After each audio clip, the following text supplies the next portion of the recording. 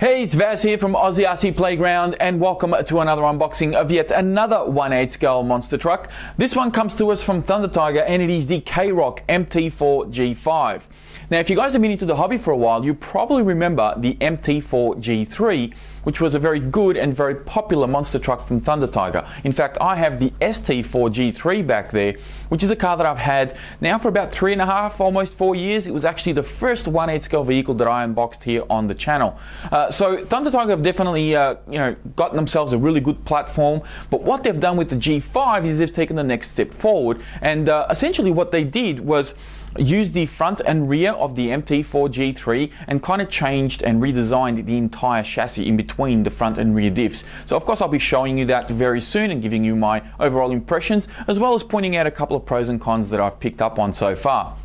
So this is a very unique looking monster truck with a long SUV body, and of course it's got the external roll cage, albeit very similar to the Traxxas Summit, which I know a lot of people are going to compare this truck to as far as it looks goes, but it has a completely different application. It's not trying to compete with the Summit at all. It just looks a little bit like that. You've got some LED light buckets at the top here, which of course you can install your own LEDs. They're not included in the box, and you can also even put a couple more in the front bumper, although you do need to be a bit more careful there, because obviously it's a front bumper. It's going to get a few hits here and there, and your LEDs might get damaged. So this truck actually has a couple of very unique features, one of them being a sound box, and it also has a GoPro mount provided in the box, as well as a location for the mount to actually be bolted onto. So you don't just stick the GoPro onto the truck, you actually bolt it down, which is a very unique thing, and I'm going to be showing you that a little bit later on as well. Of course, as always, looking at a box is a little bit boring, so let's get rid of this guy. All right, that's fine. And here is the remote. Here are some boring goodies that I'm going to be taking you through very, very quickly. And here, of course, is the truck itself. Now, first thing in my hand here, I'm going to actually get rid of the tools very quickly. We've got a little tools bag. It has a spanner in there, some Allen keys, cross wrench, and it even has a little spanner in there for your turnbuckles, so you can adjust those. 17mm hex wrench as well. It has this little extender on it. Very cool wrench. I really like these. I've got about 3 or 4 of them now, and very useful, especially the additional corners here, the additional hexes that they provide on there. This has definitely come in very handy on quite a few occasions. You've got a USB cable here, which is for your sound module, so this will allow you to kind of update the sound module, even download some additional sounds if you want. Some extra hinge pin holders for your rear of the truck. I think these are primarily for the rear. These will give you different degree angles on your A-arm, so that's pretty much how you adjust your toe on the rear of the truck. You've got some preload spacers for your shocks, which means of course the shocks are not threaded. You do need to use preload spacers. I kind of prefer them to be threaded personally, but I don't mind the preload spacers. You get more precise adjustments as long as of course you use the same thickness spacers on every shock. You'll get a lot more precise adjustments with these. They're just a bit fiddly to take on and off. And last but not least, we have a spare wheel. It's a little wheel for the wheelie bar. The wheelie bar does come with a larger wheel already pre-installed, but of course you can use a smaller one if you wish, or just keep it as a spare. And then last but not least, you have this GoPro mount, which I'm hoping the camera will actually focus in on, so you can have a good look at it here. And it has some additional screws provided so that you can actually bolt this guy down. So very unique thing. I've never seen that on any RC in the past. I think that's an interesting one. I'm going to be seeing if I can use it. All right, so we've got a leaflet for your ESC. So this will of course allow you to do some basic programming and all that on the ESC. Now the ESC is 150 amp. It is splash proof and dust proof.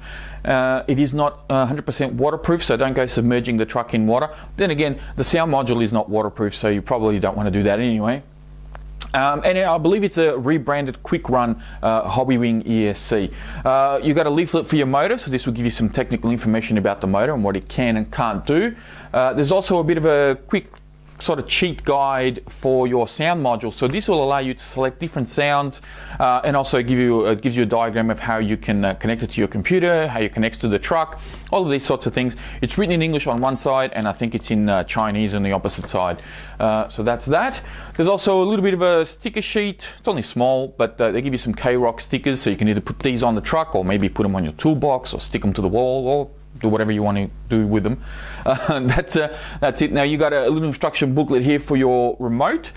And last but not least, there is of course the manual for the truck itself. And I have to say, just like with all the other manuals that I've gotten from Thunder Tiger with their vehicles, very comprehensive, a lot of really good illustrations in here. And model numbers for everything, how you work on the truck, how you tune it, how you adjust certain things. Very, very good manuals. I've never had an issue with any of the manuals from Thunder Tiger. They do a great job there. Now, for the remote itself, this is the unit that I got with this truck. I'm hoping that Thunder Tiger update this at some point in the future, because these remotes are kind of getting a little bit dated. I'm kind of getting a bit tired of them, to be honest. They do everything fine. You know, they feel good in the hand. The wheel actually works quite well. It's got a nice foam wheel on there. It's just a bit clunky and everything, and with the knobs and all that. It was cool for a little while, but now I think it needs to be changed over. It does have steering dual rate. You've got throttle endpoints as well. Steering trim and throttle trim are included, and of course your reverse switches. There's also a little toggle switch on the handle here, but that doesn't really do anything, at least for this vehicle. Now, my biggest pet hate with this particular remote is that it runs on 6 AA's. However, the tray is removable, so if you want to use one of those rechargeable batteries, you can plug that in there if you wish. But to be honest, I kind of wish that Thunder Tiger would update this so that it only runs on 4 AA's, or just give us a different remote altogether, because yeah, this one's getting a bit long in the tooth. So that's the remote there. Let's grab the truck itself. I'll bring this guy up to the camera and give you guys a bit of a spin around, as I always do, so you can have a bit of a look at it. There is a little bit of a driver figure in here, and there's a kind of a fire extinguisher on the opposite side. And then of course you've got these little rubber kind of loops here that go around the body pins, which is really good. I mean, I like seeing this with these RCs. I know Thunder Tiger have been doing this for a little while. Recently, Armour have been doing it as well, and I love to see more companies get in on this one, because I really like that idea.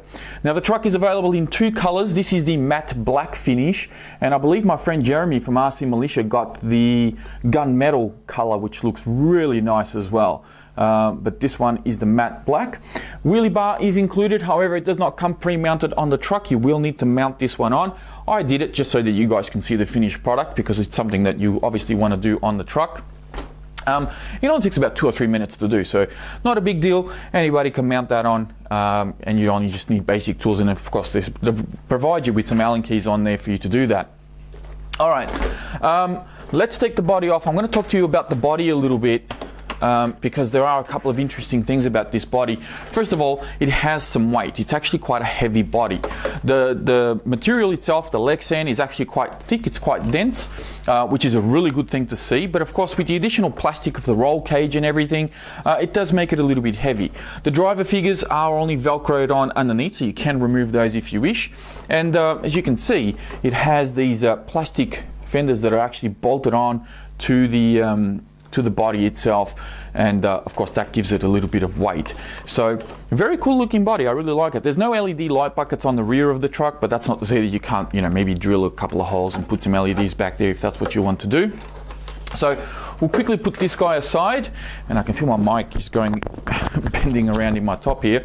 All right, so the truck, let's bring this guy up to the camera so you can have a look at it, and I'll talk you through some of the things. You can see the sound module up the top there. There's rims, battery trays on either side. There's the chassis underneath. So it looks very different to the MT4 G3. This little cover back here, this little cover underneath here, you remove that, there's 4 screws, and that allows you to adjust the slipper clutch. And I'll be talking about that a little bit later on. But let's start from the outside and work our way in. I do want to sort of run through this as quickly as possible.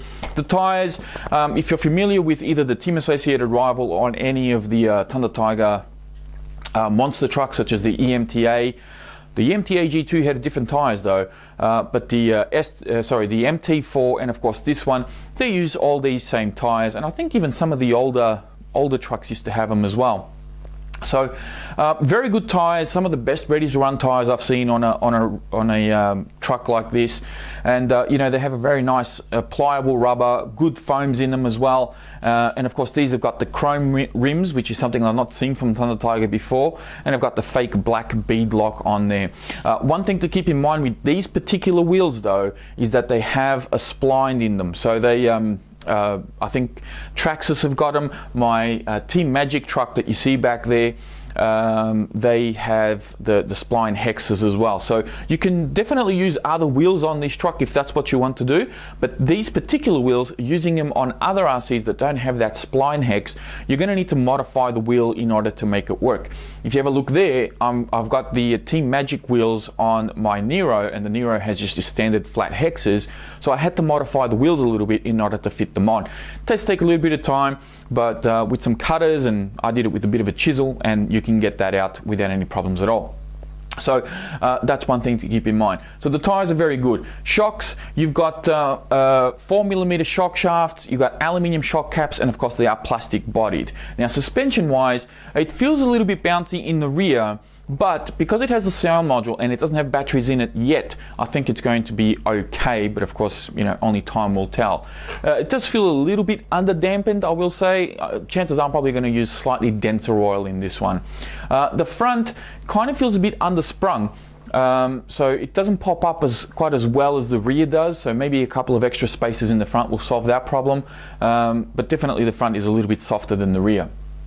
Now, as I said, the front and rear of the truck is exactly the same as your MT4 G5 platform. So you've got pillow bowl suspension. The drive shafts on these are CVDs on all four corners, which is really, really nice. Normally you get CVDs in the front and then dog bones in the rear, but in this case they're giving you CVDs all around. And they go from 7 millimeters on the outer side of the shaft, and then it thins out to 5 millimeters on the inner side of the shaft. So yeah, very beefy. I think these guys will perform very, very nicely. With pillow bowl suspension, of course, your camber is adjusted by the actual pillow bowls themselves. You got toe adjustment in the front, and you got camber adjustment in the rear via the camber links back here. So everything's ball bearings, of course, and from what I can tell, the ball bearings are actually sealed. They got a little black rubber seal all the way around, which is very cool. Now, moving on to the sound module itself, which is this guy back here. Couple of things. First of all, my kind of feelings towards sound modules on a vehicle like this is that it's completely unnecessary. I'm not a huge fan of it. I think it's a good little gimmick. But it's not really something that, you know, a basher would want to have on their RCs.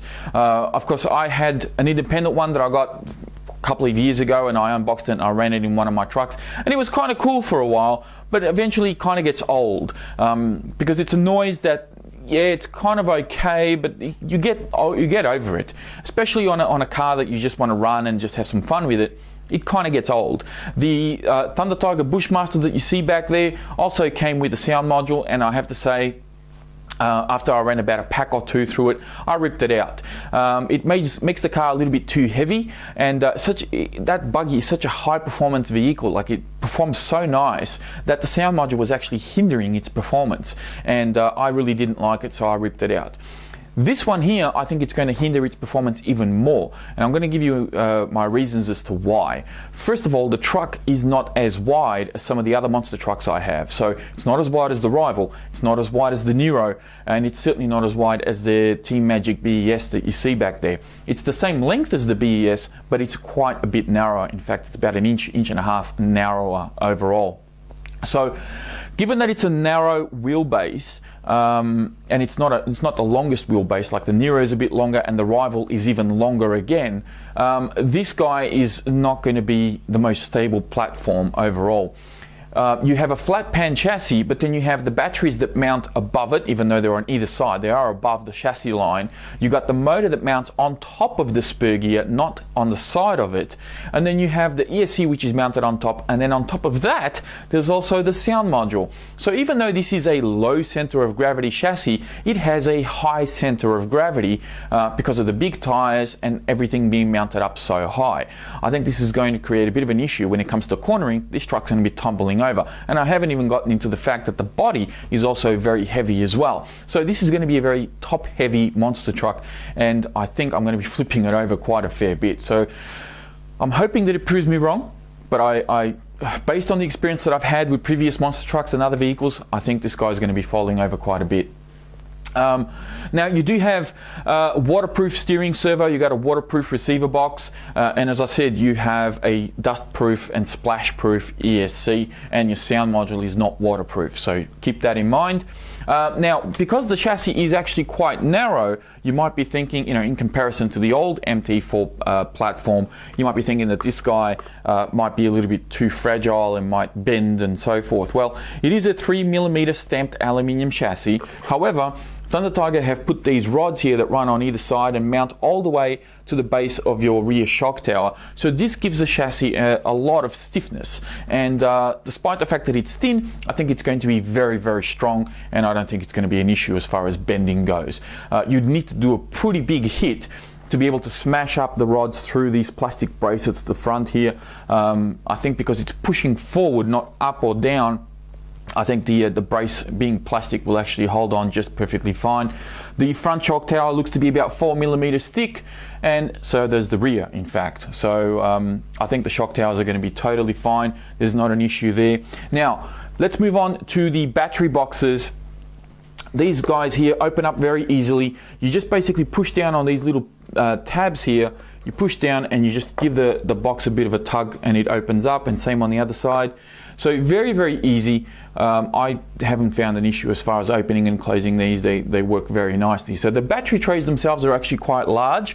Thunder Tiger do have dimensions for the battery trays on their website, and of course I'll have a link to their website in the video description, so make sure you check that out if you want to know exactly how big these battery trays are. Because you'll fit a 2S battery in here without any issues at all, and you may need to actually put some extra foam, and even a 3S battery will have a little bit of extra length as well. You don't have too much in the width. I think they're only about 35mm wide, but you just need to keep in mind that yeah, it's quite a big tray. Now, in order for your batteries to work correctly, you got to make sure that the cable comes out from the side of the battery, because the way that the cables come out, if I can do this here very quickly without stuffing this up, here we go. So you can see my little finger there sticking out. Hello, just there. That's where your cables come out. So given that the batteries kind of stand up, they don't lay down flat, you want the cable to come out through the top side of the battery there. And then it kind of needs to do a full 180 and come back towards this side so you can plug it into your ESC. Now, of course, this is running Deans, so if you're not using Deans, of course, you're going to have to either use adapters, which is not really recommended, or swap these out for whatever connectors you're going to use. I use XT150s, and that's what I'm going to be swapping it out to. One of the things that there's two things I don't like about these battery trays. First of all, the hinge that they've sort of gone for on this battery tray is not a mechanical hinge. So it's just a thin layer of plastic that kind of bends, and I fear that over time, with all the opening and closing and swapping batteries and so forth, and all the sort of punishment that it's going to get, I fear that this sort of very flimsy hinge that they've got going on here may actually become brittle and eventually fall off, and then my battery tray won't hold on. I'll need to use, I don't know, Velcro or something to sort of keep everything intact. So that's one thing that worries me about the tray. The other thing is where the cables come out, because they have to kind of loop back over to this side to plug into the ESC, and especially if you're using like really thick cable, like I've got a couple of batteries that are using like 10 gauge or 8 gauge wire. It's a bit of a tight squeeze, and the edges of the plastic just here are actually a little bit sharp. So you have thick cable putting pressure up against that plastic, sort of bending back over. With all the tumbling and the running of the truck and everything, it may actually cut into the cable of the battery. So I'm probably going to be either sanding this out, just making it a little bit round, or I may even sort of trim the top of that kind of outlet there, just so that I have a little bit more room for my cables and they're not constantly being pressured into that corner of the plastic. So that's a mod that I may do later on. We'll close out the battery trays here. Now, the motor, as you can see, is mounted up to the front here. This is using the 2000 kV Ripper motor, which is an excellent motor. This brushless system has been used on the MT4 G3, on the EMTA vehicles as well, and I think they're using the same one on the Kaiser monster truck as well. excellent brushless system. You've got a little bit of programming that you can do on the ESC. The motor is very efficient, very powerful. I don't think the brushless system is going to be an issue. I've always liked these systems. In fact, I'm using the same system on my ST4 G3 right now, which is a system that I pulled out of my EMTA G2 that I had last year, I think it was, or the year before. So very good systems. I really like them. I don't see a reason for anybody to wanting to swap this out. Now, as I said, the motor is mounted on top of the spur gear, and then there's a slipper clutch. Now, there is a bit of an issue with the way that they've done this, not just so much because of the higher center of gravity, but also because they're using a plastic spur gear, and there's a slipper clutch on there. Now, when you have a slipper clutch that's designed to slip, when it does slip, it creates friction. Friction creates heat, and of course, mount that to a plastic spur gear, you could end up with some troubles. I melted the plastic spur gear out of my rival because of that exact same reason. So it is advised that you do tighten up that clutch as hard as you can so that you don't have too much slip, or alternatively try to go easy on the truck, or even try to see if you can get a metal spur gear, because I know that some people have actually melted the spur gear off these trucks within the first few runs because of that friction, because of the slipper clutch. So just something to keep in mind there, and something that I'm going to be obviously changing and modifying on this truck at some point. Aside from that, I think I've pretty much covered everything. I do like the design of it. I'm not a fan of the ESS sound module on this. I think it's a cool accessory. I think it's great for scale vehicles, especially people that have things like your Galendas and your SCX10s and all those trucks from RC four-wheel drive. People spend hundreds, if not thousands of dollars on those vehicles, and it's still an electric RC, but putting a sound module, kind of, to me, it sounds like it makes sense, as long as you got the room for it, to have that more realistic sound and have that, add that scale realism to it. Putting it in a monster truck like this, I really don't see a point in it at all. I think it definitely could do without it. That's just my view on that one. What else? The GoPro mount. Before I forget, the GoPro goes right here. So there's two holes that you can see there, and there's two more underneath the actual sound module itself. Now, if you want to run the sound module and the GoPro at the same time, you need to unstick the sound module, which is on here just with double-sided tape, turn it 90 degrees, and then you can mount your GoPro and your sound module all in that one plate, if that's what you want to do. If you're worried about heat for the ESC, another thing I want to touch on, the ESC is mounted underneath this plastic cover. Now, I really don't see an issue because it's very well ventilated, and even the EMTA trucks, which have got very futuristic chassis as well, the ESC is buried inside that plastic, and it never really overheated or created any problems. I think Thunder Tiger have obviously done a great job in making sure that it's ventilated and it has enough airflow so that it doesn't overheat. So that's not going to be a problem. I think the only problem that I'm worried about is the hinges on these battery trays, and that slipper clutch and the plastic spur gear is really the only two things that are really going to put a question mark over this particular RC. Aside from that, I'm probably going to be changing out the body. I know that Proline have got one very similar to this, obviously without the exterior cage and all that, which of course will make the truck a lot lighter without this heavy thing on here, because this weighs a few grams. Yeah, I'm probably going to do that and make sure that it still retains this look. It just has a much lighter kind of performance on the truck, and hopefully it won't make it so top heavy as I'm predicting it will be. I think I've pretty much covered everything, guys. I think I'm done here. As always, don't forget to check out the video description. I'll have link in there to the Thunder Tiger, I can put a Facebook page for Thunder Tiger as well as their website. There's also going to be a link in there to my Facebook page, of course, which will keep you a couple of steps ahead of what goes on here on YouTube. And I think I'm pretty much done. Thank you all very much for watching. If you're new here, don't forget to subscribe, and of course hit that like button before you go, and I will speak to you next time.